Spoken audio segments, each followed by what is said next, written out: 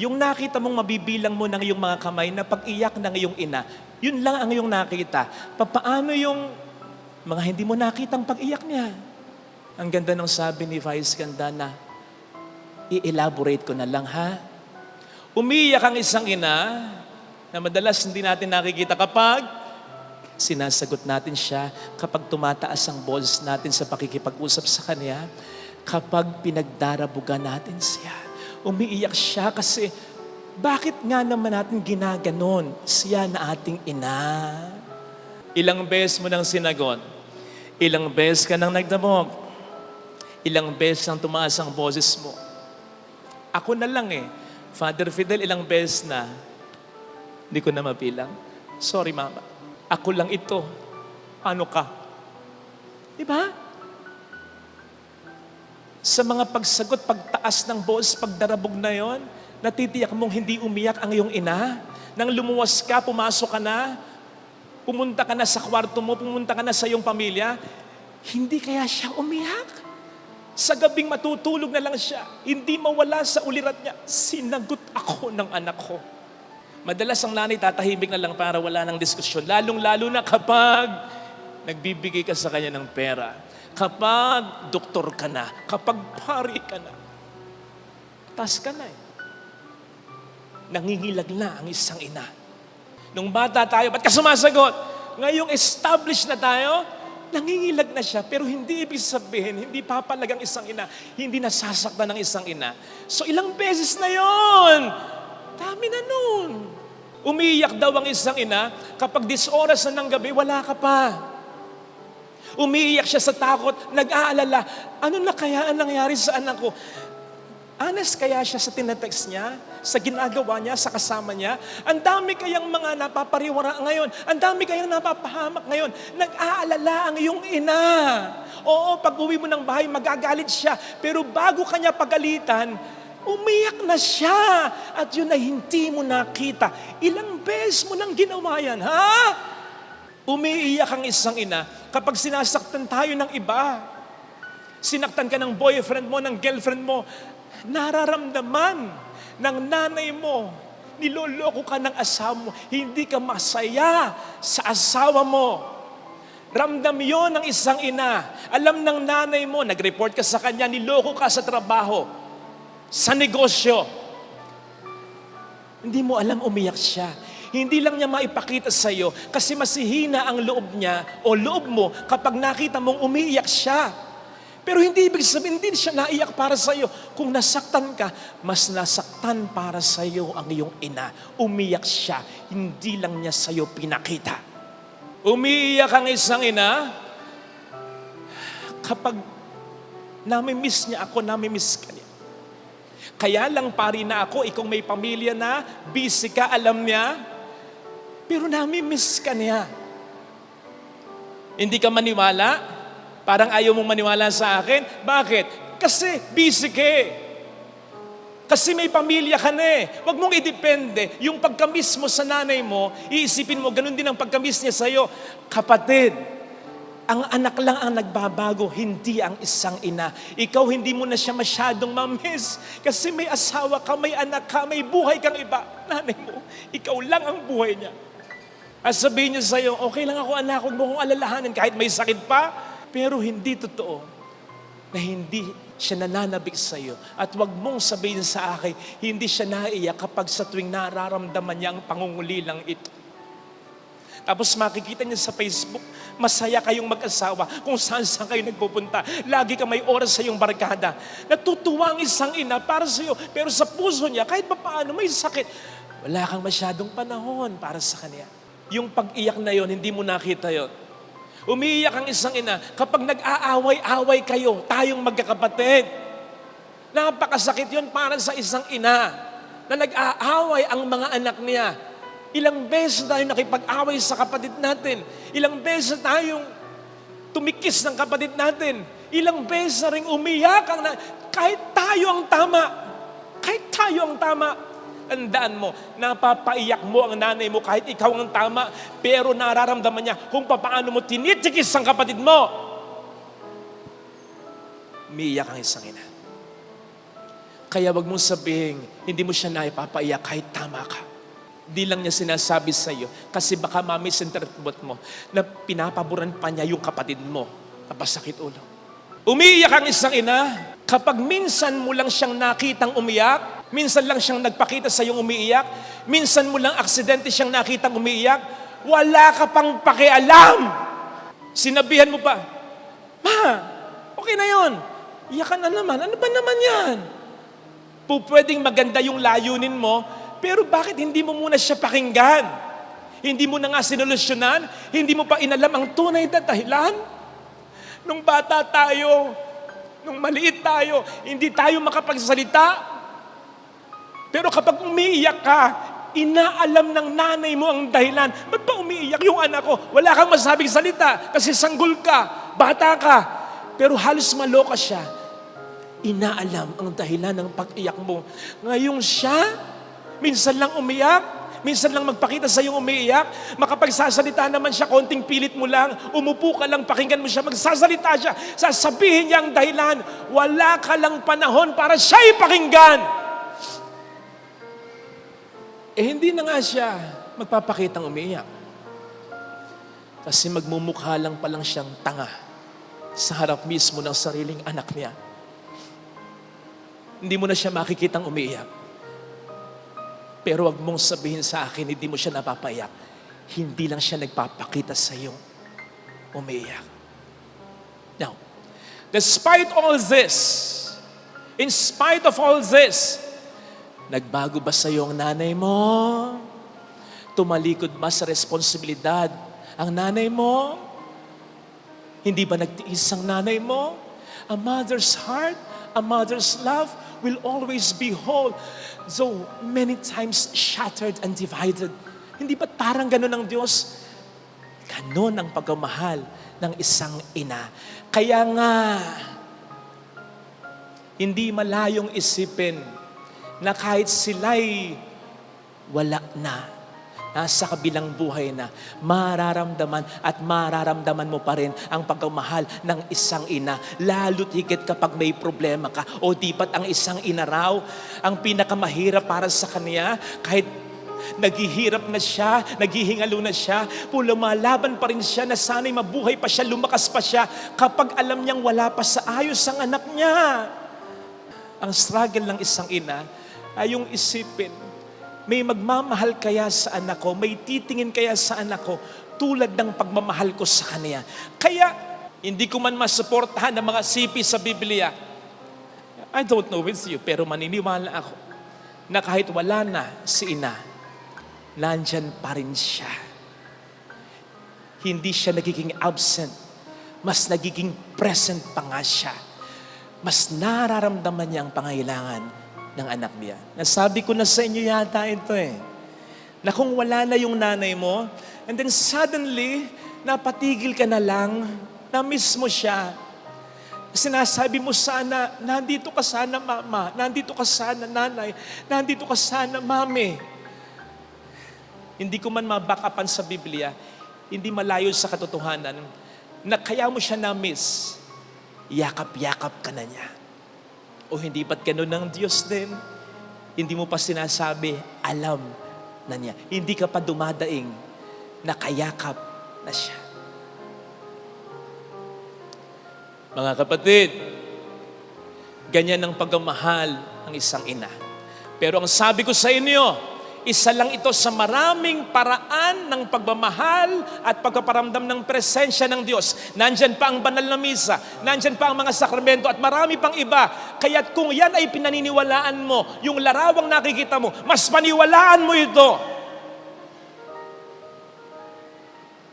Kung hindi ka nakaka-relate sa sermon ko, kasi nagkulang sa iyo ang nanay mo, hindi maganda ang karanasan mo sa nanay mo, ang sinasabi ng Panginoon ngayon sa iyo,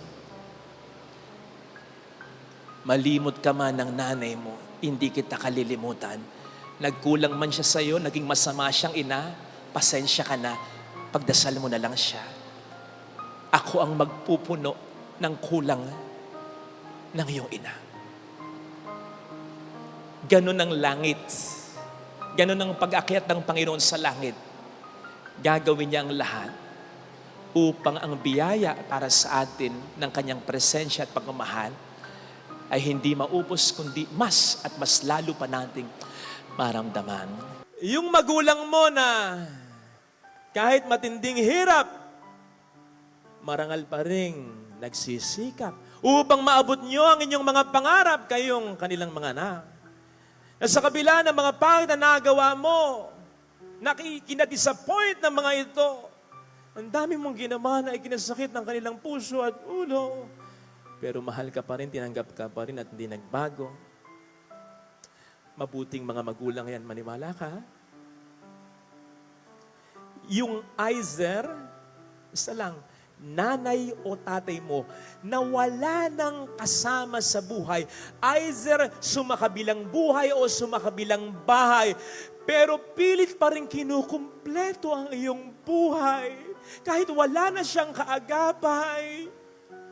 Yung nanay o yung tatay mo, na ramdam na siya'y nag-iisa na lang, pero hindi sa'yo pinaparamdam na merong kang kulang ng isang iyong magulang sapagkat buong pilit at buong sikap naman nilang lahat ay ginagampanan.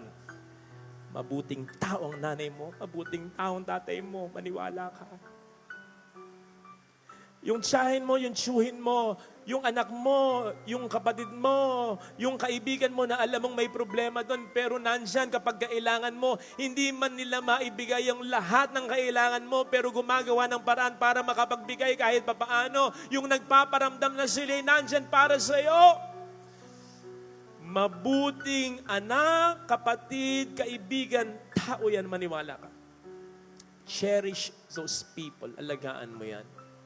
And be blessed because of them. Tagal kang naghihintay at nag-aas sa Panginoon ng biyaya. Kapatid, nandiyan na pala eh. Kung meron kang taong nagsasakripisyo, yung sinasabi kong ganito, yung mabait at may malasakit, yun yung tanda bukod sa Panginoon, yun ang tanda na mahal ka ng Diyos. And I'm speaking about here, yung mga taong nagsasakripisyo o nagsakripisyo, yung mga taong biyaya sa iyo at sa pamilya mo, buhay man o patay na ito. Tanda pa rin yan ng pagmamahal ng Diyos sa iyo. Kasi kung mahal ka ng Diyos, kung blessed ka ng Diyos nung nabubuhay sila, hindi nagbabago ang pagmamahal ng Diyos. Nandyan pa rin silang nagdarasal at gumagabay para sa iyo. Mahal ka ng Diyos, maniwala. So be blessed and be thankful because of these people. Sabi ng mundo, iba na yung marami kang kakilalang mayayaman. Sabi ngayon ng Panginoon sa Ebanghelyong napakinggan ay parang aanin mo ang kakilala ni kaibigan na mayaman. Pero kapag nagkagipitan, huyo ka na lang. Ang naisin mo at ang ipagkapuri mo, yung taong mabait, mabait na asawa, mabait na anak, mabait na kapatid. Yung bang kahit hindi ka pa humihingi, umiimik, nandyan na, tumutulong na, dumadamay na. Kapatid, hindi mo kinakailangan ng mayamang kamag-anak o kaibigan. Basta't may taong ganyan sa buhay mo, ikaw na ang pinakamayamang tao sa buong mundo. Kasi sukat mo alam mo gagawin na ang lahat para sa iyo. Kaya sana, katulad ng ginawa ng Panginoon sa Ebanghelyo, sa isip at sa puso mo, itanim mo sa isip at sa puso mo yung mukha, yung alaala ng lahat ng mga ginagawang mabuti ng mga taong ito. Now, kapatid, kung ikaw naman yung tinutukoy kong mabait at mabuting tao, itong tatandaan mo ha. Ang Diyos galit sa taong may itutulong pero hindi tumutulong. Ito ngayon, ang ibig sabihin nun, siya ay tutulong sa mga taong tumutulong kasi meron siyang itutulong. So huwag kang mawawala ng pag-asa. Kakampi mo ang Panginoon.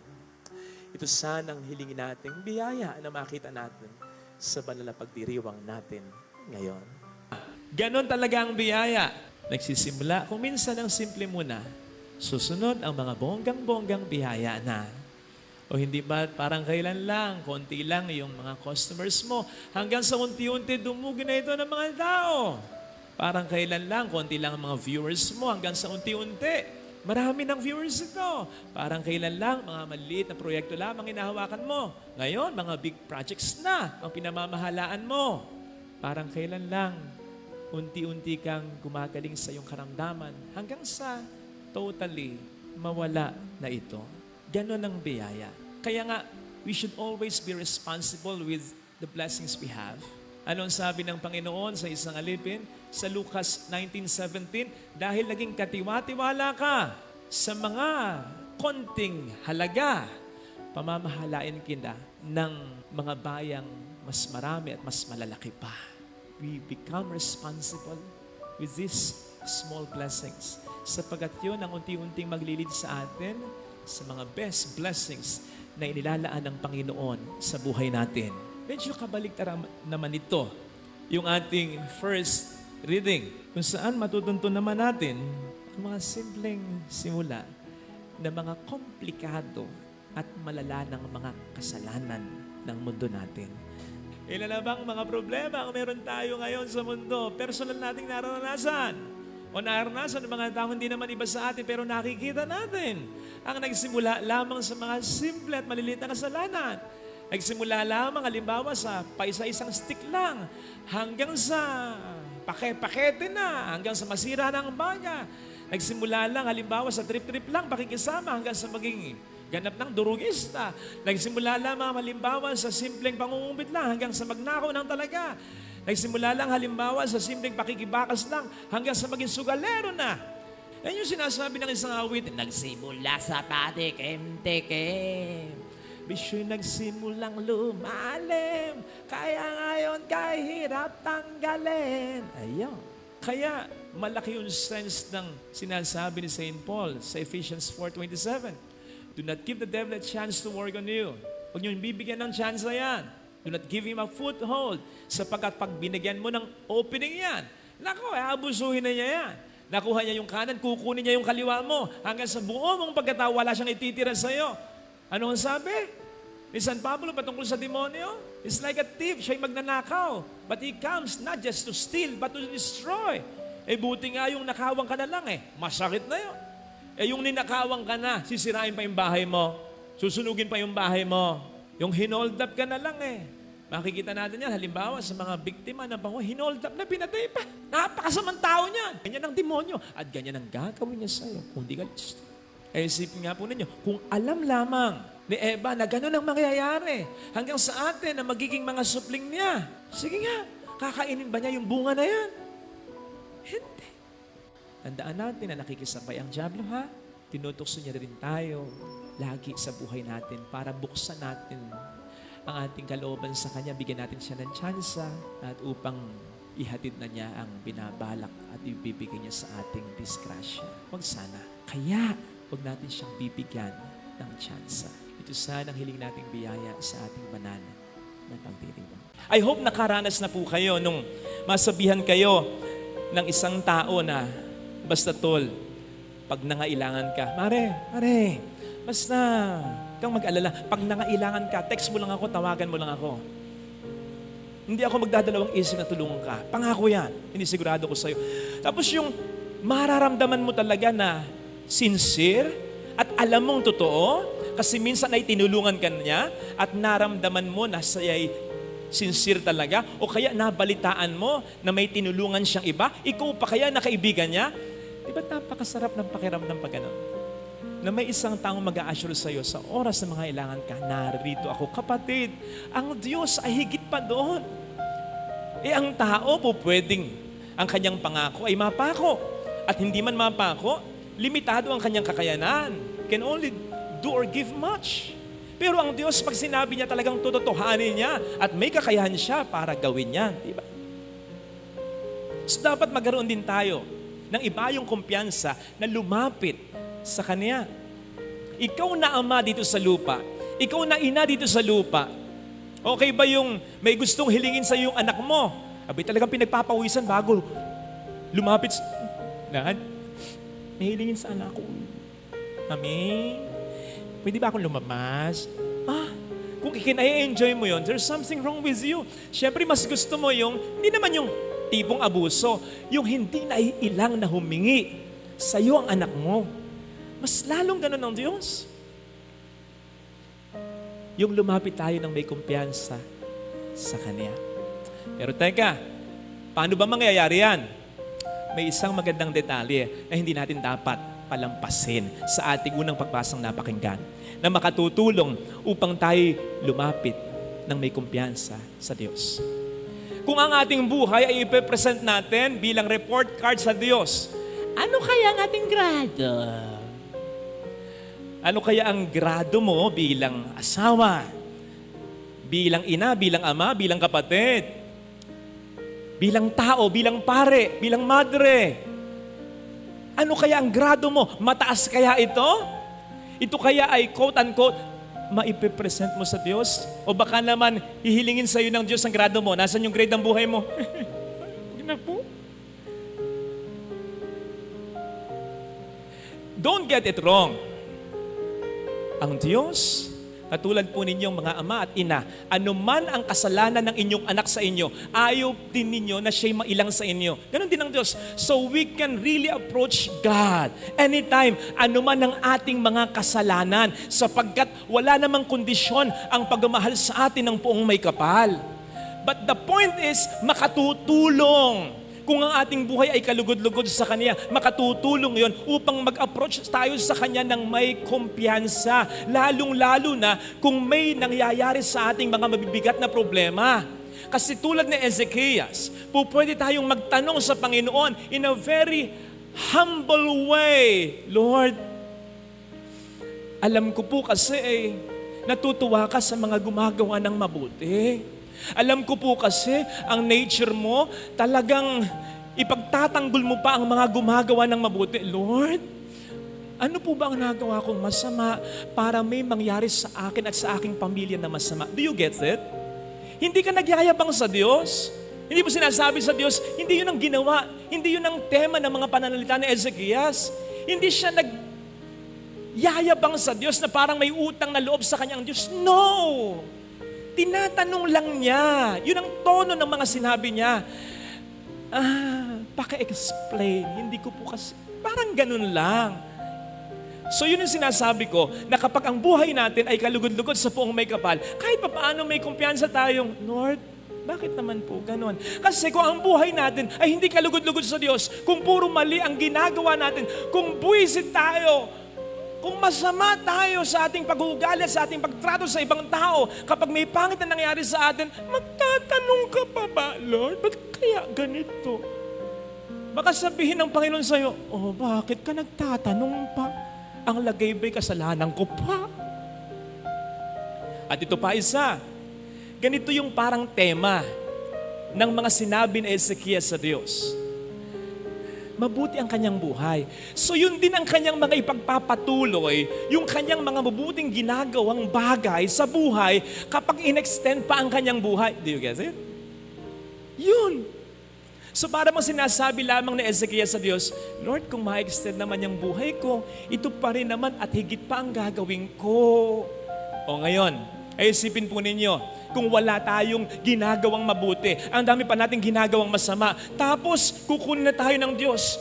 May lakas loob ba tayo? May kumpiyansa ba tayong sasabihin sa Diyos, Lord, extend mo pa ang buhay ko? Sabihin ng Diyos, para ano? Para ituloy mo pa yung ginagawa mo? Di ba? Of course, this does not apply sa mga mabubuting tao na biglang nagkasakit at sa kabila ng mga panalangin natin sa poong may kapal ay binawain pa rin ang buhay. Kasi ang explanation naman dyan ay tapos na talaga ang kanilang misyon sa buhay. Mga kapatid, ang Diyos ay hindi talaga malayo sa atin. Kasi ang Diyos natin ang talagang lumalapit sa atin. Sana mas maramdaman natin.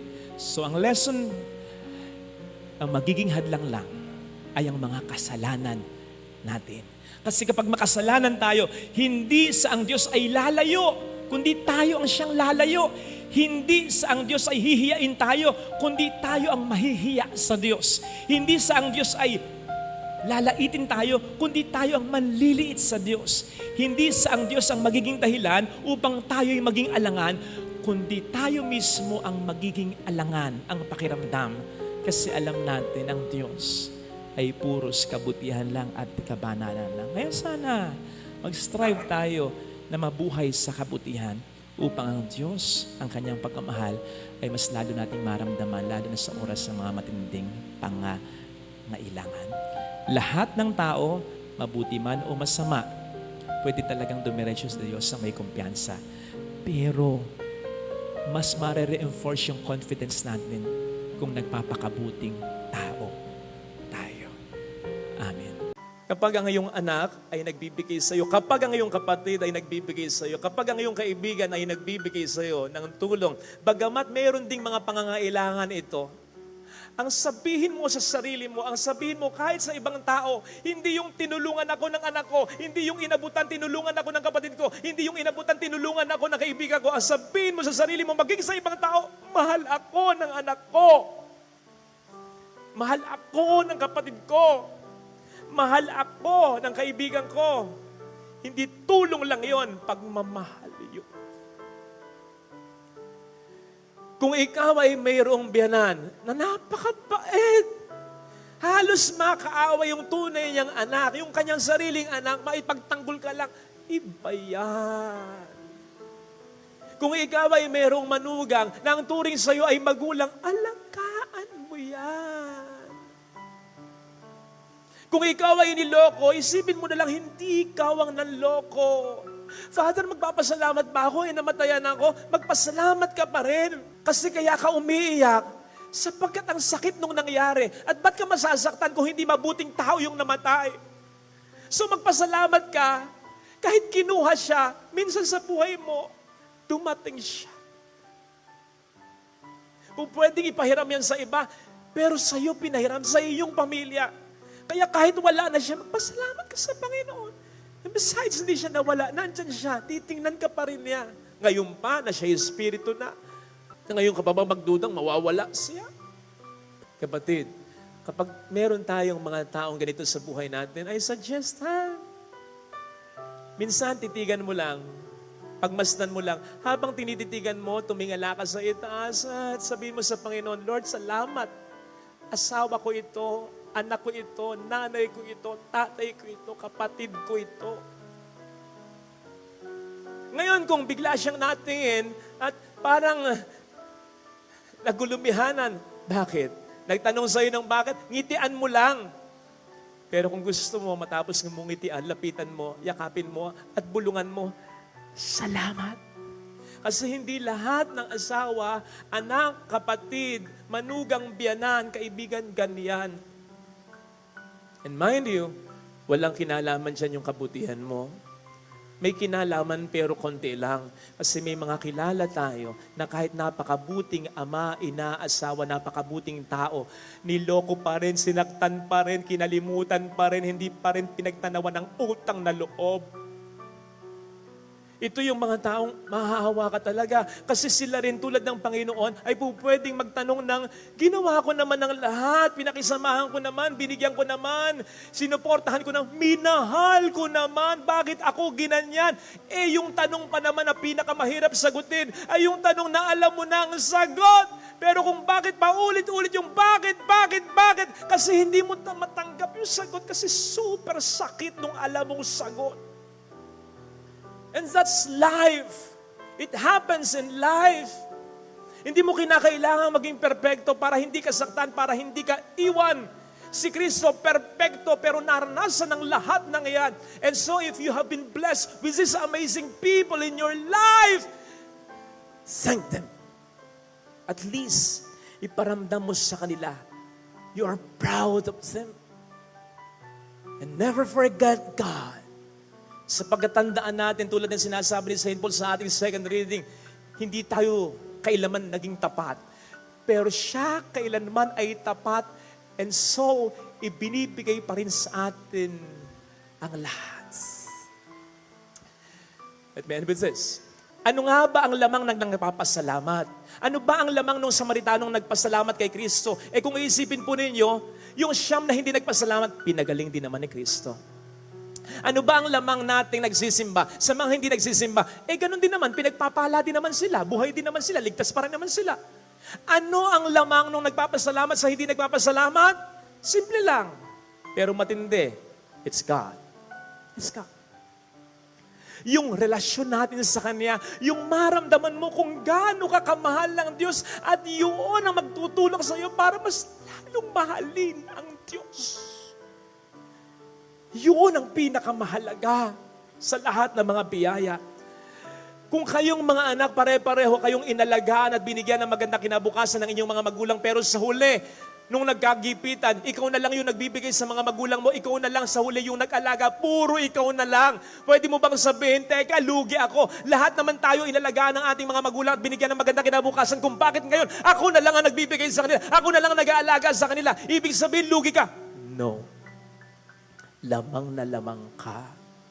Kung may pagkukulang man sila, bahala sila. Sila ang magdadala. Pero ikaw lamang na lamang ka. Sapagkat bukod sa katulad ng mga kapatid mong naranasan ng pagmamahal ng mga magulang mo, sa huli, ang sana sa sayo ay ang mga magulang mo mismo. Besides, ano man ang gawin natin, ano man ang sakripisyong ibigay natin, ano man ang hirap na matamo natin, hindi natin kayang suklian man lang o gantihan ang lahat ng ibinigay sa atin ng pong may kapal at ang lahat ng mga ibinigay sa atin ng mga taong sa atin ay tunay na nagmahal. Ito sana ang makita natin bilang biyaya at bilang dahilan upang tayo magpasalamat. Gusto mong maginhawang buhay ng anak mo, pero aanin mo ang isang anak na nakikita mong maginhawang buhay pero hindi nakatatayo sa kanyang sariling mga paa. At walang respeto sa iyo kasi hindi mo naturuan ang leksyon ito. Kaya ang sabi sa ating ikalawang pagbasa ni St. Paul, huwag niyong ikatampo sa Diyos kapag tayo ay kanyang dinidisiplina. Kasi ito'y makatutulong talaga. Alam natin ang resulta ng bata at anak na hindi dinidisiplina. Pwedeng yang ilong mo, mapamana mo sa anak mo. Walang kahirap-hirap yun. Namamana talaga yun. Pwedeng yang highs mo. Pwede, pero yung resilience mo, yung magandang karakter mo, na gusto mo sanang maibigay rin sa anak mo. Gusto mo sanang ma-invite din ng anak mo. Hindi po pwedeng ipamana lamang yun na ganon. Kinakailangan, disiplinahin mo rin siya tulad ng pagdidisiplina sa iyo dati ng mga magulang mo. At kinakailangan dumaan din siya sa maraming mga pagsubok tulad ng mga pinagdaanan mo. Kaya ka ganyan ngayon sapagkat taga ka na sa panahon. Minsan mayroong kakilala na mountain climber. Kasi nakita ko yung mga picture niya, sayang-saya. May mga video pa. Nasa tuktok sila ng bundok. Sabi ko, ilang oras? Father, araw inakyat yan. Ang sarap, Father, ng feeling. Ayun naman pala. Talaga masarap ang feeling. Pero sabi ko, bakit hindi kayo mag-ambag-ambaga na lang? Magpahatid na lang kayo sa helicopter dyan. Di ba? Yun lang pala. Mabilis pa, hindi pa buwis buhay, di ba? Pero sabi niya, Father, you're missing the point. What point? Father, hindi lamang yun. Baka nga ang mas mahalaga pa ay yung pagpunta, pag-akyat doon. Kasi, habang kami umakyat, syempre nabubuo yung resilience mo, yung karakter mo, yung patience mo, yung determination mo, yung camaraderie ninyo, etc. Yun ang mas nagpapa-feel good kapag nandun na kami sa duktong ng mundo sapagkat yung suffering, yung struggle na yun did us something good. Kapatid, syempre gusto ng Diyos na mapunta tayo ng langit. Gusto niya. Gusto rin natin, di ba? Sino gusto mapunta ng langit? Taas ang kamay. Ayaw nyo? Talaga naman. Sino gusto na mapunta ng langit? Taas! Ngayon na! Ba't ayaw nyo magtaas? Lord, ako rin Joke. Kasi alam mo, hindi ka pa handa. Alam mo, na mayroong pang dapat mangaiayos sa sarili mo para maging karapat-dapat ka man lang na mapunta ng kalangit. Kasi hindi po pwedeng yung buhay natin ay ganito. At makatutulong yung mga pagsubok, yung mga problema ng patapyas. Ang yabang na ito, ang pagiging makamundo na ito, ang pagiging materialoso na ito, ang pagiging mataas na ito. Yan, makatutulong yan. Pinamanahan ka ng magulang mo ng milyong-milyong piso at magandang negosyo, hindi ka po pwedeng mag-relax lang. Petex lang, no. Kailangan mo pa rin magsumikap sapagkat kung hindi, unti-unti itong mawawala sa iyo. Kaya hindi naman, maraming mga grasya na ibinibigay ng Panginoon sa atin nung pa tayo binyagan. Kapag tayo nagpupunta sa simbahan, nangumunyon, etc. Nandyan yung mga grasya, pero hindi dapat na nandyan lang yun. Kinakailangan natin gwardyan yun. Kinakailangan natin i-develop, i-nourish yun. Kinakailangan natin payabungin yun. Kung hindi, ito yung mawawala sa atin. Kakainin tayo ng sistema ng mundong ito. Naranasan niyo na po ba yung akala niyo meron pa pero wala na? Akala mo meron ka pang load? Hindi na ako nakapag-text. Hindi ka nakapagkarga. Akala mo makapag-stay ka pa for a couple of days sa boarding house mo, pero hindi na pala kasi nakaliban ka ng renta. Akala mo mahal ka pa niya, pero hindi na pala, nagbago na ba siya kasi napapayaan mo yung relasyon mo sa kanya. Masyado kang busy Yung akala mo meron pa pero wala na, nakakadismaya. Mas lalo pong ganon ang magiging reaksyon natin kapag akala natin tatanggapin tayo sa langit. Katoliko ako Nagsisimba ako Nagnilili ako ng salita ng Diyos Nagsishare ako ng mga reflection ni Father Fidel Hindi ako natutulog pag nagsisermon siya Mapapasok ako dyan. Hindi. Ay, hindi pala. Ay, ito. I'll be banking on the goodness of God. Kakatukul Mabait ka Ilang beses mo na ako pinatawad Ilang beses mo na ako pinagpasensyahan Piki naman. Ngayon, papasukin mo ako. Pagpasensyahan mo, patawarin mo ako. Hindi laging ganon. Pwedeng yung load, makapag-load ka pa. Pwedeng sa ibang apartment ka pa magpunta. Pwedeng yung nagtampo sa yung mahal mo, karinyuhin mo pa. Kung babae yan, bigyan mo na regalo, alas ako. Maaaring matanggal ang tampo niyan. Kung lalaki yung partner mo, kung rider pa, helmet lang ang katapat niya. Pili mo lang. Pero pagdating sa Diyos, hindi po pwedeng laging ganon. Alam niya kung seryoso tayo sa ating pagmamahal sa Alam niya kung tayo'y nag-i-strive, nagsisumikap, nag-i-struggle talaga. Tama, ang Diyos ay mapagmahal, pero tandaan natin, ang Diyos ay makatarungan din naman. Tama, ang makipot na pintuan ay bukas para sa lahat, pero ito ay isasara din naman. Anong sabi ng Diyos? Sa Genesis 6 verse 3, ang aking espiritu ay hindi makapagpupunyagi lagi ng walang hanggan sa tao. I mean, sinabi niya ito bago niya lipulin ang mundo sa pamamagitan ng isang malaking baha noong panahon ni Noe. So para bang sinasabi ng Diyos, may hangganan ng pasensya. May hangganan. Time will come when time is up na. Game over na. Ang sabi pa ni Isaiah 55 verse 6, tumawag ka sa Panginoon habang nakikinig siya, hanapin mo siya habang matatagpuan mo siya. Na para bang magbago ka habang maaga, habang may palugit pa, sapagkat darating ang pagkakataon na ang pinto ay isasara na at game over na. Sa kabilang buhay, pag napunta tayo ng langit, I think, babaunan natin yung mga magandang alaala. I-reply natin yan. Reply mga magandang alaala. Yung mga ginawa mo maganda, yan. May mga magandang alaala yan. Pero pagdating sa impyerno, ang matindi, i-replay din naman natin yung mga ginawa nating masama, yung mga pagsisisi natin, dala ng mga kasama ang ginawa natin. Ang mahirap doon, wala nang paraan upang tayo ay makabawi pa. Sana magkano.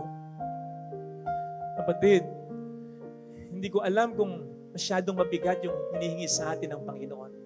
Pero ang sinasabi sa Ebanghelyo ay magsumikap ka lang Yung mag-strive ka lang Tandaan natin, ang sabi sa Proverbs, kahit yung pinakamabuting tao, nagkakamali ng 7 beses. Kahit yung pinakamabuting tao, talagang magkakamali tayo Pero ang importante, bumabangon ka, nagsisikap ka, na hindi na ito magawa uli.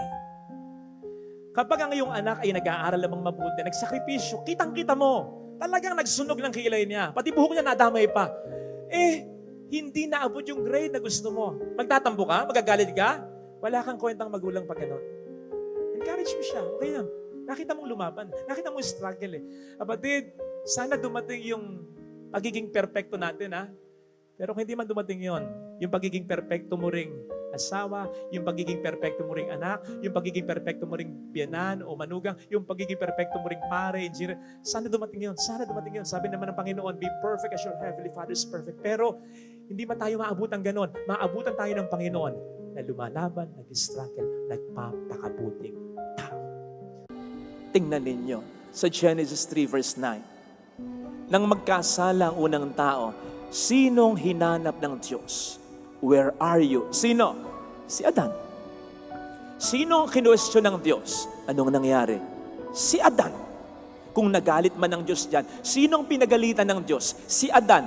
Eto, sino ba ang unang kumain ng prutas na ipinagbabawal na kanin? Si Eva. Inalok lang niya si Adan. Kaya nga, maintindihan mo siguro yung reaksyon ni Adan, ba't ako? Yung babae, siya nag-alok sa akin. Pero isipin po ninyo, ha? Sinong unang hinanap? Sinong unang kinustyon? Sinong unang parang pinagsabihan? Si Adan. Hindi kaya mga ama, mga asawa, mga mister dyan, kapag nagka-problema sa pamilya, kapag halos maloka na yung misis mo sapagkat walang maharamdamang suporta mula sa iyo, kapag nahihirapan na siya kasi pinagpapalit mo, sinasaktan mo, kapag nawawala na sa tamang pag-iisip niya dahil sa problemang binibigay mo, kapag ang mga anak mo ay hindi lumaking maayos, nag-aaway-away pa, kapatid, buhay ka pa, kahit nasa kabilang buhay ka na, sa palagay ko, ikaw pa rin ang hahanapin ng Diyos at tatanungin, nasaan ka? Anong ginawa mo? Anong kasalanan mo? Ba't nagkaganyan ang pamilya mo? Ikaw kasi ang ulo ng pamilya, the head of the family. Ang katawan mabubuhay ng walang kamay, ng walang paa, pero hindi ng walang ulo. Patay ang katawan na walang ulo. Ang simbahan parang katawan.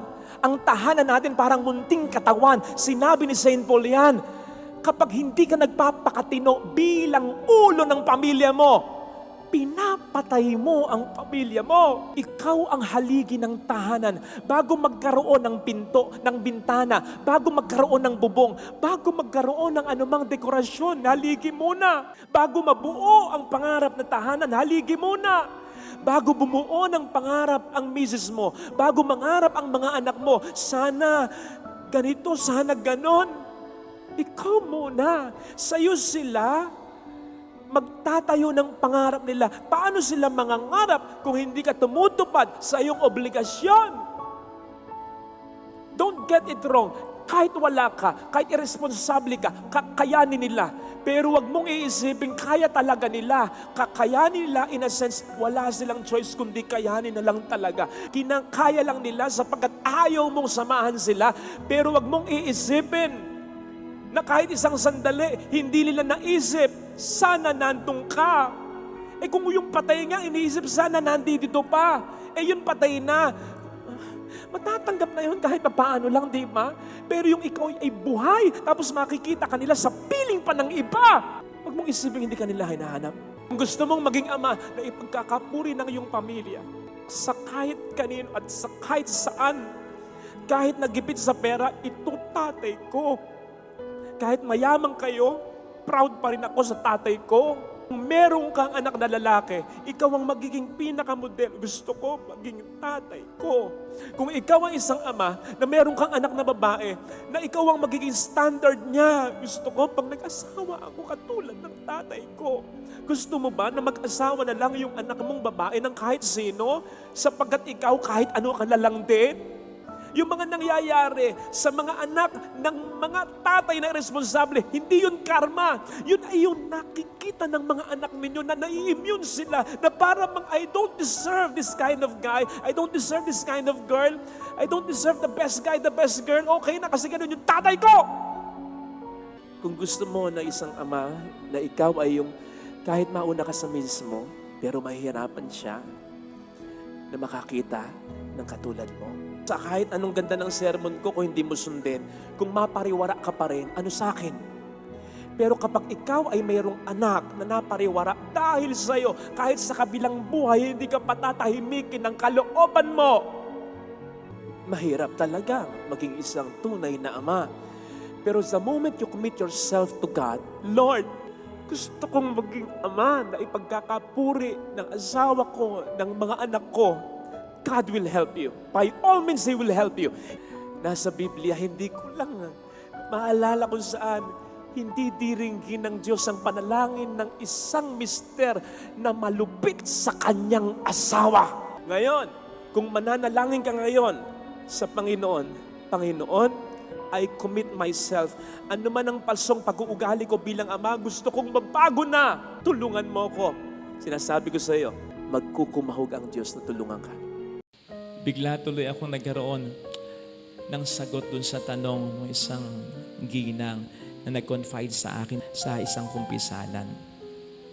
Kasi matapos niya sabihin sa akin yung maraming mga naging problema niya sa kanyang mister, sa kanyang asawa, despite ng mga isinakripisyo ginawa niya. Yung tanong na hindi ko masyado agad nasagot ay, Father, ano pa bang mali na ginawa ko? Saan pa ba ako nagkulang? Ano pa bang dapat kong gawin? Bakit pa rin niya ako niloko? Ang sagot pala dyan ay, hindi natin kinakailangan magkamali o magkulang para tayo lokohin o pahalagahan.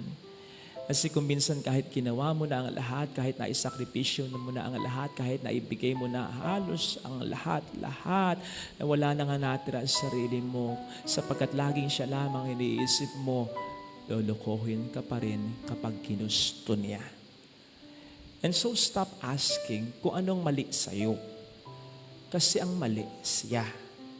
Walang mali sa'yo. Maraming mali sa kanya. Stop asking kung saan ka nagkulang. Sobra-sobra na ginawa mo eh.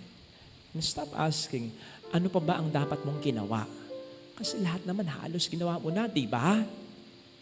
Liban siguro sa isa pa. Ano yon? Yung ituloy mo na lang din yung buhay mo. At depende sa sitwasyon mo, sa sitwasyon nyo, kung kasama pa rin itong taong nagdamp at hindi nagpahalaga sa iyo, sa iyong plano. Again, depende sa iyo at depende sa sitwasyon ninyo. Basta, huwag kang mapako sa pangit na nakaraan, bumangon ka, matuto ka, mag-move on ka.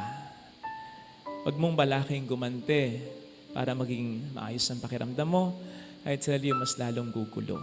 Besides, ang mas magandang paghihigante ay yung makita niya balang araw, yung mga bagay na kanyang sinayang, lalo pat alam mo sa puso mo, ang makapagbibigay niyan sa kanya ay ikaw lamang.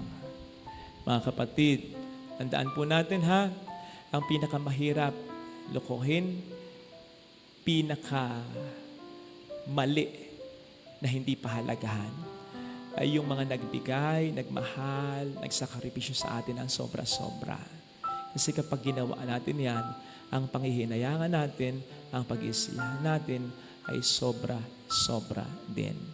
At the end of the day, kapag inisnab natin at hindi pinahalagahan ng ating Panginoon, pati na ang mga sinugo niyang tao upang pahalagahan tayo, at the end of the day, we will suffer. Hindi so much about mga paghihirap na maranasan natin, dala ng mga kasalanan natin, kundi yung mga magandang bagay na hindi na natin maranasan dahil ang pagmamahal nila ay ating sinayang. Mas mahirap, mas mabigat dalhin yan. Ito sana ang ating pag-isipan, ito sana ang ating hilingin mensahe na makintal sa ating kalooban. Huwag po tayong matakot. Kasi sabi ng Panginoon, huwag naman daw tayo matakot. At sangayon sa mga dalubhasa sa Biblia, yung sense na do not fear ay inulit-ulit sa Biblia 365 times. So ibig sabihin, every day, sinasabihan tayo ng Panginoon, huwag kang matakot. In introducing something new sa buhay mo. Sapagkat araw-araw may biyaya ako sa iyo. I don't think araw-araw, yun at biyaya ng Diyos. I don't think that way. Kasi kung yun at yun lang ang biyaya ng Panginoon, so kung ano yung blessing natin ngayon, ito na yun. Lord, ito na yun. Bukas wala na. Ito na yun, ito na yung aasahan ko. Yung nakita kong tao kanina, blessing na yun, bukas yun pa rin ang makikita ko. Huwag naman. Yung kinita ko ngayon, medyo hindi maganda eh. Bukas ganito pa rin. Naman. Yung development sa health ko ngayon, medyo okay naman. Pero sana bukas, Panginoon, mas maganda yung development. Hindi laging iyon ang blessing na binibigay ng Panginoon. Yung quality and quantity, hindi, nagbabago yon. Kasi kung hindi nagbabago, bakit tayo may mga modern developments ngayon? Bakit tayo may internet ngayon? Di ba? Isipin po ninyo kung nangyari ang pandemya nang walang social media, ang hirap nito. So nakita po ninyo, anuman ang pagbabago sa mundo, sumasabay ang Panginoon in such a way na mahalalayan niya tayo. So bawat araw, may bagong blessing. At po pwede ito'y ma-miss out natin kung mahirati tayo sa dating mga ginagawa natin. So do not be afraid from going out from your comfort zones para mas mailid tayo sa mas magandang mga sitwasyon ng ating Panginoon. Huwag tayong matakot na tayo'y magkamali, na hindi mag-work out yung ating mga plano, yung ating mga gagawin in trying something new. Kasi una-una, as I said, yung one sense ng trying something new, hindi mo naman i-abolish totally yung luma. I-improve mo lang. Okay? So nandun pa rin naman yun. Nandun ka pa rin naman sa pundasyon, sa tradisyon, sa nakagisnan mo noon. I-improve mo lang yan. Okay? Pero, if we are to really try something totally new, basta alam mong makatutulong sa'yo at maganda yung plano mo, malinis ang konsensya mo at makatutulong ito sa palagay mo, lalong-lalo na sa mga taong mahal sa'yo. Go! Go! Go mo lang yun. Father, baka magkamali ako. Baka hindi mag-work ito. Baka pumalpak. Kasama naman sa success yung failure. Wala namang nagtagumpay nang hindi nakaranas ng failure sa buhay. In fact, yung mga taong matatagumpay, yun yung mga taong nag-try, hanggang sa makamit ang tagumpay. At least you tried. Sabi nga, it is better to regret trying and failing than not trying at all, especially if you had a chance na baguhin towards the better ang sitwasyon. And if ever we fail, sige nga, wala. Meron, pero hindi ganon. Hindi ganon ka-plain yun. Hindi plain failure yon. Kasi kapag nag-try tayo at hindi nag-work yon, may development pa rin doon. Kasi meron kang matututunan sa experience mong yon. Sa susunod, hindi na ganito. Sa susunod, ito na ang gagawin ko. Sa susunod, basta. Yun naman ang sabi ko kapag nagbe-bless ako ng mga establishmento na gusto ko nandoon yung businessman, yung may-ari, at yung mga nagtatrabaho, malaki man o maliit yung negosyo. Sinasabi ko sa sermon ko, ito ay blessing ng Panginoon. Sana ito na yon. Sana ito'y maging jumping board ninyo, ladder ninyo towards kung ano mas mga magandang balak para sa inyo ng Panginoon. Pero kung hindi man mag-click ito, huwag kayong titigil sa pagpupursige, pagsisikap ninyo. Sapagkat pag nakita ng Panginoon, despite the failures ay nagsisikap kayo, ililid niya kayo sa pinaka-success na dapat at plano na niya dati pa na ma-reach at ma-encounter ninyo. Huwag tayong matatakot. Nandiyan naman siya para alalayan tayo. Parang isang ama o isang ina na unti-unti sinasanay na maglakad ang maliit na anak niya. Diba? Hawak-hawak ng ama o ina yung mga kamay ng anak niya. Nandoon mag-fold yung mga knees na gano'n, yung mga legs na gano'n, madadapa. Pero nakaalalay siya. Tatayo pa rin. Lalo pat nakikita niya, gustong-gustong lumakad ng anak niya. Hahayaan niya yon. Kasi ang mahalaga, pagkadapa, bumabangon naman. Hindi po pwedeng sabihin ng ina o ama, kanang maglakad, nadadapa ka eh. Kasi kapag hindi ito hahakbang, hindi nito ma-reach ang kanyang full potential and therefore hindi niya maaabot ang mga dapat pa niyang maabot. Ganon ang Diyos sa atin, nakaalalay sa atin. Kaya ito sana hilingin nating biyaya para makapagpalakas pa ng loob natin. Patuloy kang humakbang, patuloy kang bumangon, patuloy kang tumayo. Aalalayan ka ng ating Panginoon. Pagurin mo na ang katawan sa kakatrabaho, sa kakanegosyo. Huwag lang sasama ng loob ang puso ng tao na lumalaban o inspirasyon para sa iyo. Di ba sabi ko rin, you choose your battle. Piliin mo yung laban mo. And when I say choose your battle, huwag kang gagawa ng anumang laban na ang makakalaban mo, ikaw pa ang parang kakalaban sa taong lumalaban para sa inyo. Hindi fair yun. Mahirap yun, masakit. Huwag nating bigyan ng problema ang mga tao, ng Espiritu Santo. Huwag nating pagdalamhatiin, palungkutin ang mga kakampi natin sa pagharap sa problema. Bagkus, we value them. We also inspire them. Yung pagpapakatino lang natin, inspirasyon na yun para sa malaking bagay na yun para sa kanila. We set them. We let them feel na na-appreciate natin ang ginagawa nila para sa atin. Kapag nagaganon, pare-pareho tayo magiging inspirasyon sa bawat isa, pare-pareho nating makikita ang mga kaya pa nating gawin, ang mga pwede pa nating maranasan dahil sa Espiritu Santo at sa mga taong inspirasyon sa ating buhay. Kapag nalumbay ako, I wouldn't be on fire and therefore, I cannot inspire. Mga kapatid, okay pa ako eh. Ang inaalala ko, yung iba, na inspirasyon natin sa ating pamilya. Yung gabi ay ginagawang araw at araw ay ginagawang gabi. Yung nagpapaalipin sa ibang tao. Yung iba nasa ibang bansa pa. Yung itinataguyod ang pamilya. Tapos makakabalita sila. Nagluko yung asawa nila. Yung anak nila hindi nakapagtapos ng pag-aaral. Nakabuntis sa buntis ng maaga. Yung mga anak nila nag-aaway. Yung sasagutin sila, titiisin sila ng anak nila. Yung nagdroga pala, yung sinusuportahan nilang kapatid nila. Ano pa? Mas mahirap yon kaya sa aking sitwasyon. Binibigyan nyo ng problema ang inyong inspirasyon na dapat din kayong maging inspirasyon pero binibigyan natin sila ng konsumisyon. Mahirap yun. Huwag ganon. Ganon. Yung gadget ko, yung cellphone ko, hindi ko man mapakinabangan yung mga features din. Okay lang yun kasi tinatamad akong tingnan pa. Ibig sabihin, wala na akong oras pa. Pero iba yung problemang mararamdaman mo na bigay sa iyo ng mga tao na dapat sana'y kakampi mo pero nagbibigay pa sa iyo ng problema.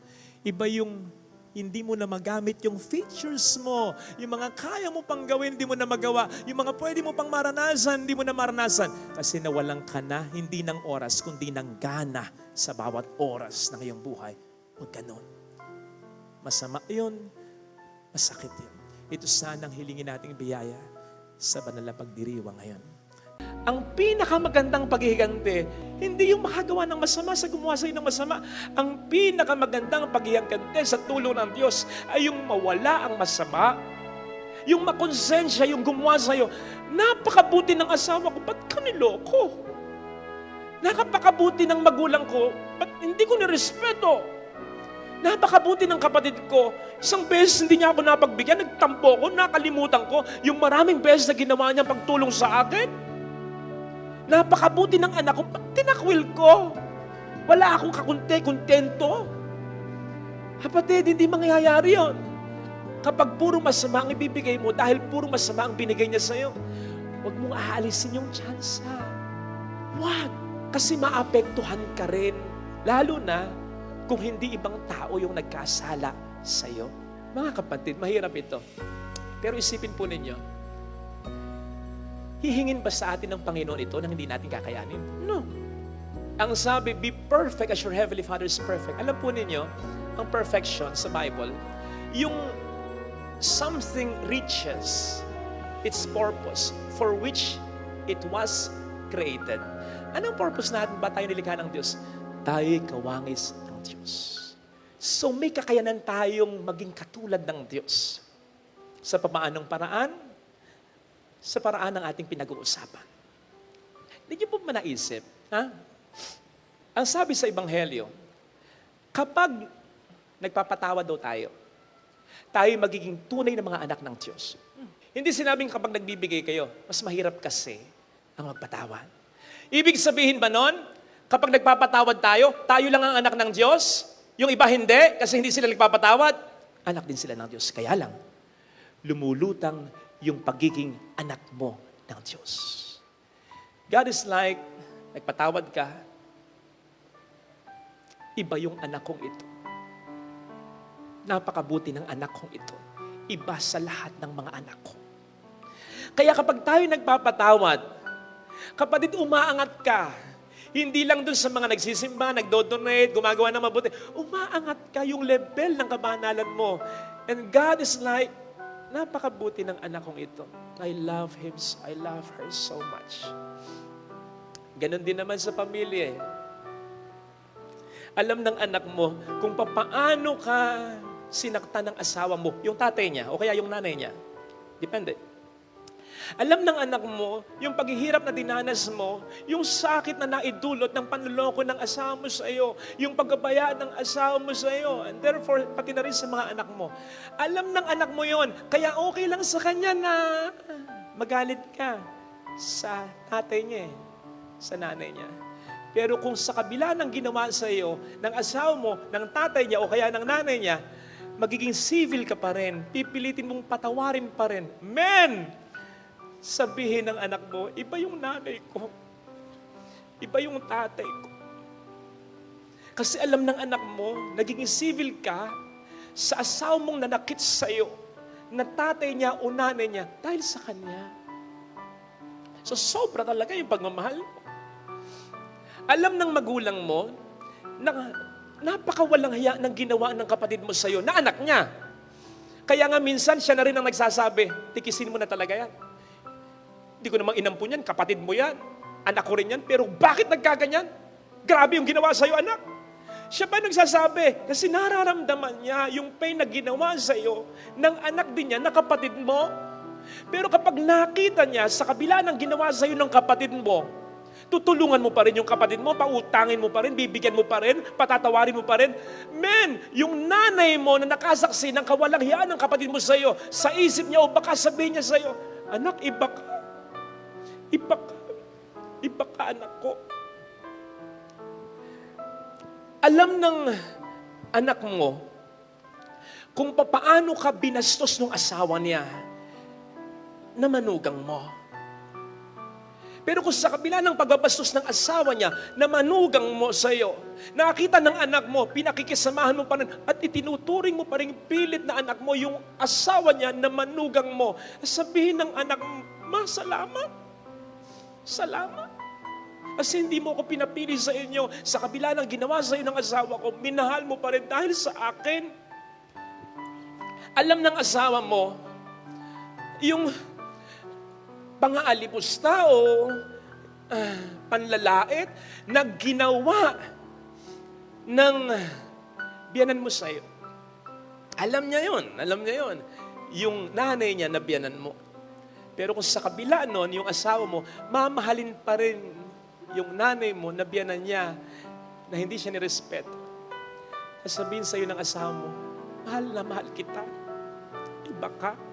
Kasi sa kabila ng ginawa sa iyo ng nanay ko, ginalang mo pa rin siya. Alam kong dahil yan sa akin, salamat. Nakita nyo? Lumulutang yung buti mo. Lumulutang talaga. At yun ang hinihingi ng Panginoon sa atin. At hindi niya hihingin kung hindi natin kakayanin. Ito sana, mga kapatid, ang biyaya na ipagdasal natin.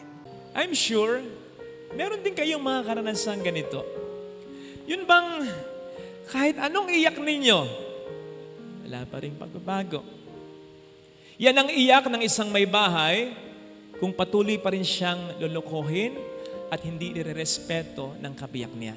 Yan ang iyak ng isang magulang kung patuloy pa rin siyang sasagutin at sasawayin ng anak niya. Yan ang iyak lagi ng isang anak na patuloy na baliwala ng kanyang mga magulang. Yan ang iyak ng isang kapatid na patuloy na winawalang hiya ng kanyang kapatid. Iyak na parang walang katapusan kasi hindi pinapansin at hindi pinapahalagahan. And that's exactly the pain we are giving to Jesus whenever we make Him cry because we persist in doing bad things. Yun bang parang walang kinapupuntahan yung pag-iyak niya?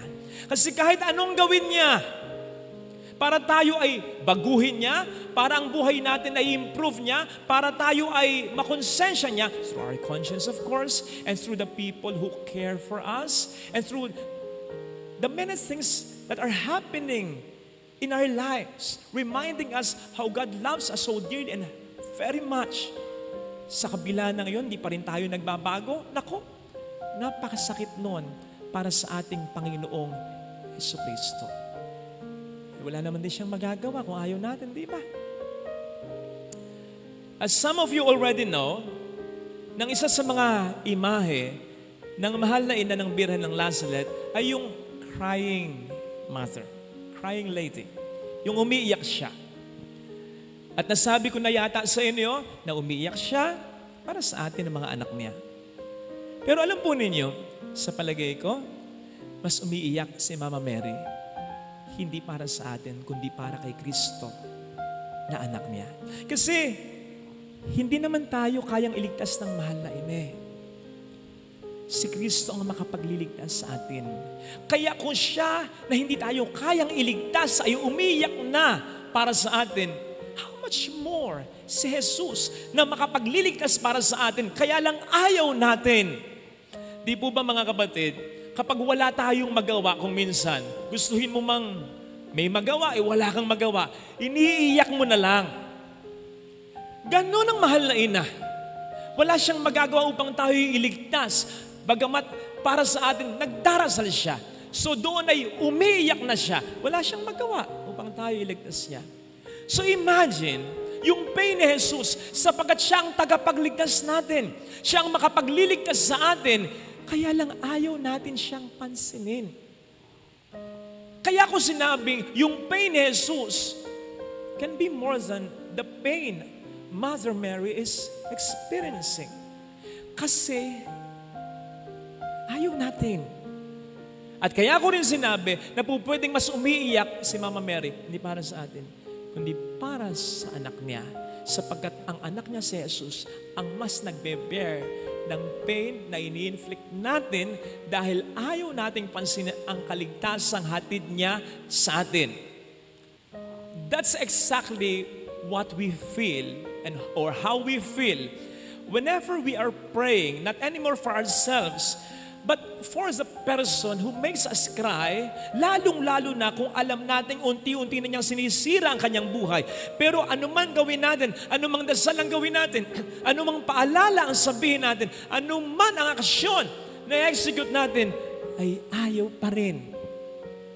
So, di ba, may mga experience tayong ganito na umiiyak ka na, hindi na para sa sarili mo, kundi para sa Kanya na mahal mo sapagkat alam mo, sinisira na niya ang buhay na at ang kaniyang pamilya.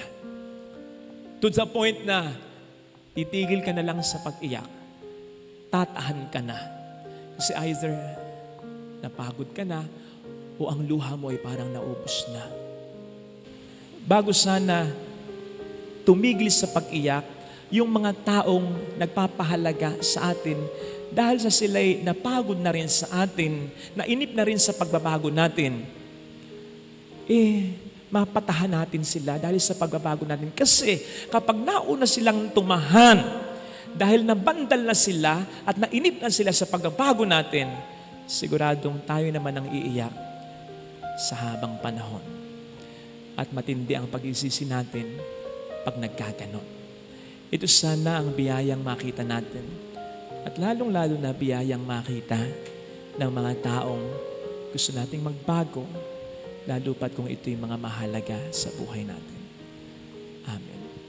Bago ka magbitaw ng salita na napakahalaga, na sabi ko nga ay ikukulong na ng tao ang kanyang sarili, ang kanyang buhay sa pangako at sumpa na ibibigay, ipapangako, isusumpa mo sa Kanya, sikapin mo na mapanindigan ito. Because every promise is a big thing. It's a big word. A promise can either make something or break everything. Ito'y literal na nakabubuo, nakadudurog ng buhay ng tao. At ang isang kawawang nilalang na nabiktima ng pangakong hindi sa kanya pinanindigan ay parang isang taong ang hawak ay salaming kababasag pa lamang.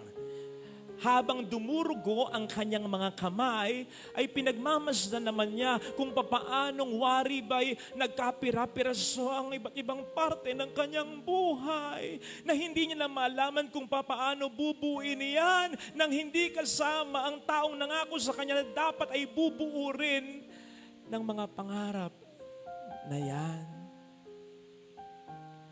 Kaya, hindi po pwedeng agad mabuo ng isang sorry, kahit gaano man kasinsir ang sorry na yan. Kasi may buhay na naistorbo eh. May buhay hindi man nasira. May mga panahon sa buhay na yan na nasayang. Psalm 145:13. Ang sabi doon, God is faithful to His promises. Ang Diyos ay tapat sa kanyang mga pangako. Bakit? Hindi lamang dahil Diyos siya. Given na yan eh. Ako ang katotohanan kapag sinabi ko, ginagawa ko. Given na yan. Kapag nangako ang Diyos, tututuhanin niya. Pero kung bakit nasabi ko minsan sa isang viral video, kung para sa'yo, para sa'yo. Kasi ang Diyos, tutuparin niya ang pangako niya sa'yo. Bakit? Kasi alam niya ang makabubuti sa'yo. At bago nangako ang Diyos sa'yo, inalam muna niya kung anong makabubuti sa'yo. Doon niya ibinase ang kanyang pangako sa'yo sa makabubuti para sa'yo. Kaya hindi niya sisirain ang kanyang pangako sa'yo. Kasi yun ang makabubuti para sa'yo. Kaya kung para sa'yo, ipinangako ng Diyos sa'yo, ipibigay niya sa'yo. So you get that? Tayo, hindi tayo Diyos. Pero sa palagay ko naman, bago tayo mangako sa isang taong napakahalaga sa buhay natin, hindi kita pamabayaan, ito ang ibibigay ko sa iyo, ito ang gagawin ko, ito ang plano ko para sa iyo. Bago mo ipangako yon, inalam mo muna ang kailangan niya, inalam mo muna ang makapagpapaligaya sa kanya, inalam mo muna kung anong pinakakailangan at makatutulong sa kanya. Kaya ka nangako eh. So bakit sa isang idlap, ipapako mo yung pangakong yun? Diba? Yes, yung pinangakuan mo, hindi po kita pababayaan. Anak, hindi kita pababayaan. Kahit anong mangyari, makapagtatapos ka ng pag-aaral. Anak, mamahalin ko yung nanay mo, yung tatay mo, mamahalin ko buong buhay ko para sa inyo. Magpapatayo tayo ng, etc. Again, bago mo ipangako yan, inalam mo muna kung ano ang kanilang kailangan. Kaya mo pinangako yan. So dapat tulad ng Diyos, ano man ang mangyari, tuloy mo yan. Kasi inasahan na nila yan. Tama, kung mag-fail ka man, kung tumalikod ka man, kung all of a sudden sila yung kalimutan at pabayaan, syempre sabihin mo, at pagdarasal mo kapag move on sila, at dapat lang naman. Pero sayang ikaw na eh. Ikaw na yung kanilang inasahan, ikaw na eh. Pwede pa nilang maabot yung mga pangarap na yan, pero may mga panahong naaksaya na. Sayang. At ang mas masakit, sa kanila mas may nasayang. Kasi sila ang may pinakamalaking ibinigay, itinaya. Hindi katulad mo, kulang, kaya bigla mo silang tinalikuran. Sapat ang grasya ng Panginoon, nasa sa tao, talaga yun. Sana wag na nating dagdagan yung mga sumpa at pangarap na napapako. Kasi mahirap bumuo muli ng bagong pangarap at umasa na hindi na muli ito mawawasak. At sa bawat pangarap at pangako na hindi tinutupad, hindi lang yung iisang tao ang apektado, lahat apektado. Kaya sana, maging totoo tayo at panindigan natin ang lahat ng ating mga pangako. Lalong-lalo na sa mga taong mahalaga sa iyo.